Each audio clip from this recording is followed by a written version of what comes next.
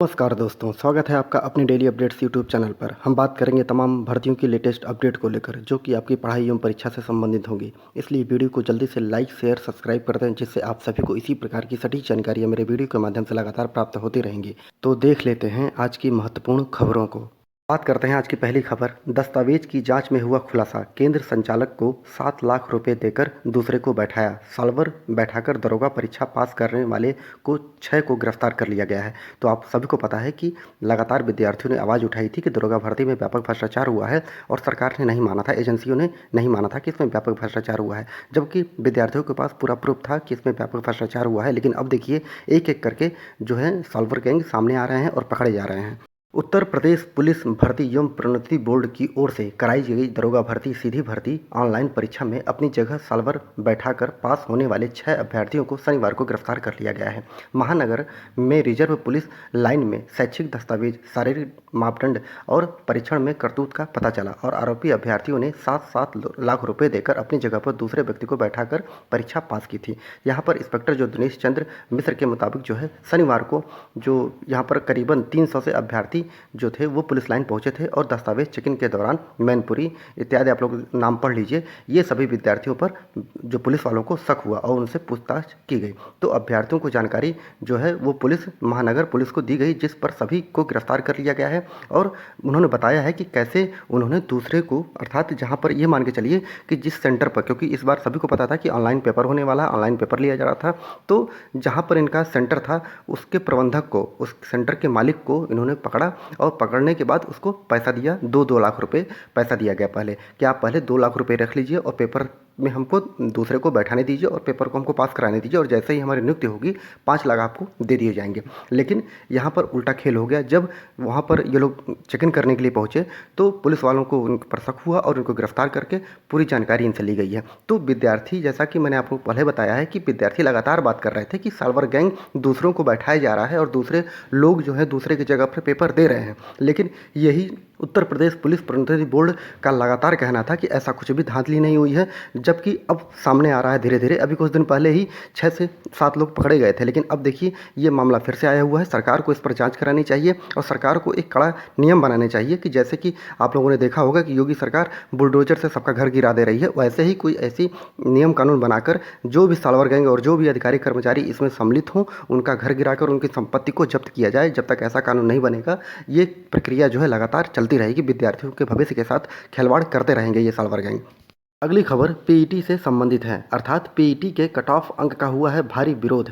TET की तरह सभी वैकेंसी के लिए हो निर्धारण और मांग नहीं पूरी होने पर विद्यार्थी जाएंगे कोर्ट। लेखपाल भर्ती के लिए जो अधीनस्थ सेवा चयन आयोग द्वारा प्रारंभिक अर्हता परीक्षा अर्थात पीईटी का 5 मई को कट ऑफ अंक निर्धारित करने का प्रतियोगी छात्रों ने विरोध किया है। आयोग के इस निर्णय को मनमाना बताया गया है। कहा है कि यह जो परीक्षा है शिक्षक भर्ती की तरह अर्हता प्रकृति की थी, लेकिन आयोग की मनमर्जी से कट ऑफ अंक जारी कर दिया है, और प्रतियोगियों ने बैठकर सभी वैकेंसी के लिए सामान्य अंक जो नॉर्मलाइज जो मार्क्स थे निर्धारित किए जाने की मांग की है। जैसे कि शिक्षक भर्ती के लिए पात्रता परीक्षा जो टेट होती है और केंद्रीय परीक्षा जो सीटेट की जाती है, अर्थात जो 19 जून को राजस्व लेखपाल की मुख्य परीक्षा प्रस्तावित है। और जो ऐसे में 5 मई को उत्तर प्रदेश अधीनस्थ सेवा चयन आयोग ने जो आशुतोष मोहन अग्निहोत्री ने लेखपाल के रिक्त पदों पर चयन के लिए पीईटी 2021 में नॉर्मलाइज स्कोर के आधार पर मुख्य परीक्षा के लिए जो विद्यार्थी हैं उनको कट ऑफ अंक उनके लिए जारी कर दिया गया था। इसमें अनारक्षित एवं अन्य पिछड़ा वर्ग, आर्थिक रूप से कमजोर वर्ग के लिए 62.98, अनुसूचित जनजाति के लिए 61.80, जबकि अनुसूचित जनजाति के लिए 44.71 कट ऑफ है। शनिवार को प्रतियोगी जो हैं संजय यादव के नेतृत्व में प्रतियोगियों ने चंद्रशेखर पार्क पर बैठकर धरना प्रदर्शन किया, और जो बताया है कि इसका काफ़ी विरोध किया और इस फैसले का विरोध किया, तथा कहा है कि टीईटी एवं सीईटी की तरह अर्हताकारी परीक्षा पीईटी का कट ऑफ अंक सभी वैकेंसी के लिए सामान्य अंक निर्धारित किए जाएं। इसके पहले जो स्वास्थ्य कार्यकर्ता की भी भर्ती पीईटी में 1 अंक पाने वालों को भी मौका दिया गया है। तो प्रतियोगियों का मांग है कि उनकी मांग अगर नहीं मानी गई तो वो कोर्ट का दरवाजा खटखटाएंगे। तो वर्गवार निर्धारण कट ऑफ का अंक मांगा गया है। अधीनस्थ सेवा चयन आयोग जो पीईटी के सभी वर्गों के लिए वर्गवार जो है कट ऑफ अंक निर्धारित किए जाने पर मुख्यमंत्री से की गई है इसकी बात। और युवा मंच के अध्यक्ष अनिल सिंह ने मुख्यमंत्री को पत्र लिखकर बताया है कि पीईटी के विभिन्न भर्तियों के पदों की संख्या के सापेक्ष 15 गुना अभ्यर्थियों को मुख्य परीक्षा में क्वालिफाई करने से विसंगति पैदा हो गई है, जबकि पीईटी की एक जो है वो जो केवल अर्हता परीक्षा है, इसमें एक निर्धारण कट ऑफ तय किया जाना चाहिए। पत्र में लिखा है कि इससे पहले महिला स्वास्थ्य कार्यकर्ता की अर्हता संबंधी परीक्षा में 0 से ऊपर सभी जो है मुख्य परीक्षा के लिए अनुमति दी गई थी, जिससे अर्हता परीक्षा आयोजन के लिए औचित्य प्रश्न चिन्ह लग जाता है। तो लेखपाल भर्ती की मुख्य परीक्षा के लिए महिलाओं का कट ऑफ सामान्य वर्ग के कट ऑफ से भी ज़्यादा करने का अन्यायपूर्ण बताया गया है। तो यहाँ पर महत्वपूर्ण ये भी हो जाता है, जैसे कि यहाँ पे विकलांग कोटे से भी संबंधित, क्योंकि उसमें 4 कोटे होते हैं, उनका सभी का कट ऑफ 1 कर दिया गया है। वो विद्यार्थी पहले ही कोर्ट जा चुके हैं। अब यहाँ पर विद्यार्थियों की मांग ये है कि जिस प्रकार शिक्षक भर्ती के लिए यूपी टेट या सी टेट होता है, केवल अर्हता परीक्षा होती है, पास करना होता है और सभी को बैठने का मौका दिया जाता है, उसी प्रकार पीटी का भी पेपर हो और सभी को बैठने का मौका दिया जाए। तो देखते हैं कि सरकार इस पर और आयोग इस पर क्या विचार करती है। अगली खबर है 69,000 शिक्षक भर्ती से संबंधित राज्य सरकार को लगा है झटका। हाईकोर्ट ने चयन प्रक्रिया पर लगा दी है रोक। कोर्ट ने कहा है कि बगैर विज्ञापन के 69,000 से अधिक एक भी सीट पर भर्ती नहीं की जा सकती है। 69,000 सहायक अध्यापक भर्ती मामले में इलाहाबाद हाईकोर्ट से राज्य सरकार को झटका लगा है और हाईकोर्ट ने भर्ती के गैर विज्ञप्ति 19,000 पदों को आरक्षित वर्ग को 6800 सीटें दिए जाने के मामले में जारी चयन प्रक्रिया पर रोक लगा दी है और कोर्ट ने कहा है कि 69,000 पदों पर अतिरिक्त किसी भी एक पद पर नियुक्ति नहीं की जा सकती है और गैर विज्ञप्ति रिक्तियों को कैसे भी दशा में न भरा जाए। तो यह आदेश जो है वो राजीव दोषी के आलोक सिंह एवं अन्य याचिका पर दिया गया है। कोर्ट ने इस मामले में सभी पक्षकारों को 28 जुलाई तक जवाब दाखिल करने का निर्देश दे दिया है। अभ्यर्थियों का कहना है कि इस भर्ती में ओबीसी वर्ग के जो 27% की जगह मात्र 3.80% आरक्षण दिया गया है। इसी प्रकार एससी वर्ग के 21% की जगह पर सिर्फ 16.2% आरक्षण दिया गया है। तो पूरी जो प्रक्रिया है वो गलत है और विद्यार्थियों ने लगातार आरोप लगाए हैं और इस पर हाईकोर्ट ने सरकार से डायरेक्ट पूछा था कि क्या इसमें व्यापक भ्रष्टाचार हुआ है, आरक्षण का सही तरीके से जो है क्रमवार विद्यार्थियों को मिला है आरक्षण। तो इस पर राज्य सरकार ने पहले ये बोला था कि नहीं, इसमें कोई व्यापक भ्रष्टाचार नहीं हुआ, आरक्षण को सही तरीके से लागू किया गया है।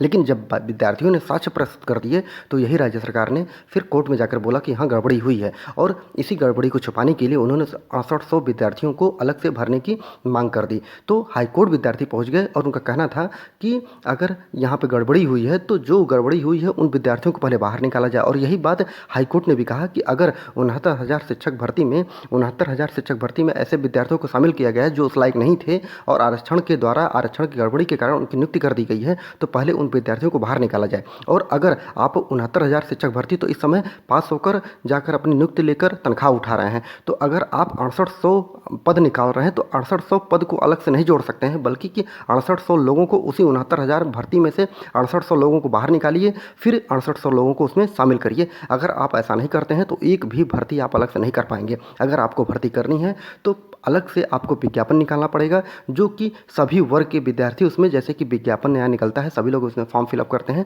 तब आपको ऐसा विज्ञापन लेकर 6800 की भर्ती करनी पड़ेगी। लेकिन यहाँ पर राज्य सरकार को अब झटका लग चुका है। अब उनको जो कार्रवाई करनी पड़ेगी, जो विद्यार्थी जो जनरल के विद्यार्थी हैं जिनको पास करा दिया गया है, अब उनके लिए खतरा मंडराने लगा है। क्योंकि पहले चुनाव था, सरकार कुछ कर नहीं सकती थी, लेकिन अब जो हाईकोर्ट का जब डंडा पड़ेगा राज्य सरकार के ऊपर, तो राज्य सरकार जो है मजबूर हो जाएगी उन विद्यार्थियों को बाहर निकालने के लिए, क्योंकि 69,000 शिक्षक भर्ती में 69,000 ही विद्यार्थियों को शामिल किया जाएगा। उससे एक सीट भी हाईकोर्ट ने बोल दिया है कि नहीं शामिल किया जाएगा। अगर व्यापक भ्रष्टाचार हुआ है तो उसमें से विद्यार्थियों को निकालिए और फिर आरक्षण के तहत जिन विद्यार्थियों को आप लोगों ने बाहर किया है उनको उसमें सम्मिलित करिए। तो देखते हैं कि आगे क्या होता है। अब राज्य सरकार को 18 जुलाई को अपना जो है जवाब दाखिल करना है। तो अब देखते हैं कि राज्य सरकार 18 जुलाई को क्या दाखिल करती है और हाईकोर्ट वहाँ पर क्या निर्णय सुनाता है। अगली खबर है चयन बोर्ड ने किया 3 स्कूलों में प्रधानाचार्य चयन का परिणाम स्थगित। अर्थात उत्तर प्रदेश माध्यमिक शिक्षा सेवा चयन बोर्ड ने कानपुर मंडल के संस्थान प्रधान का अंतिम चयन परिणाम संशोधित करते हुए नगर निगम की ओर से संचालित 3 स्कूलों के प्रधानाचार्य चयन का परिणाम स्थगित कर दिया है और चयन बोर्ड ने यह निर्णय उच्च न्यायालय के आदेश के अनुपालन में लिया है। तो अर्थात यहाँ पर महत्वपूर्ण यह है कि चयन बोर्ड ने 2 मई को प्रधानाचार्य भर्ती 2011 के तहत 94 पदों का अंतिम जो चयन परिणाम घोषित किया था और शीला मिश्र एवं 3 अन्य बनाम उत्तर प्रदेश शासन एवं 7 अन्य याचिका की ओर से उच्चतम न्यायालय ने नगर निगम कानपुर से संचालित संस्थाओं को छोड़कर शेष परिणाम याचिका के अंतिम निर्णय को अधीन घोषित करने का आदेश दिया था। और जो चयन बोर्ड के सचिव नवल किशोर के अनुसार 3 संस्थाओं के साथ नगर निगम शब्द न होने के कारण इनका परिणाम भी अब घोषित कर दिया गया है। इस प्रकार अब महत्वपूर्ण यह है कि अब चयन बोर्ड ने 3 स्कूलों के प्रधानाचार्य चयन बोर्ड का परिणाम स्थगित कर दिया गया है, क्योंकि हाईकोर्ट के द्वारा आदेश दिया गया था। अगली खबर, नीट पीजी परीक्षा स्थगित नहीं होगी, 21 मई को होगी परीक्षा। अर्थात सूचना कार्यालय ने शनिवार को कहा है कि इस साल की नीट पीजी परीक्षा स्थगित नहीं की जाएगी और 21 मई को ही परीक्षा ली जाएगी। राष्ट्रीय परीक्षा बोर्ड के नाम से वो जारी की गई फर्जी नोटिस, जिसमें कहा गया है कि परीक्षा 9 जुलाई को होगी। अर्थात विद्यार्थी भटके नहीं, तो आप लोगों की जो परीक्षा होगी, अब पीआईबी ने बोल दिया है कि आप लोगों की परीक्षा 21 मई को होने वाली है। अगर आप सभी को वीडियो अच्छा लगा हो तो वीडियो को लाइक शेयर सब्सक्राइब जरूर करें, क्योंकि इसी प्रकार की सटीक जानकारी आप लोगों को मेरे वीडियो के माध्यम से लगातार प्राप्त होती रहेंगी। पूरा वीडियो देखने के लिए बहुत बहुत धन्यवाद।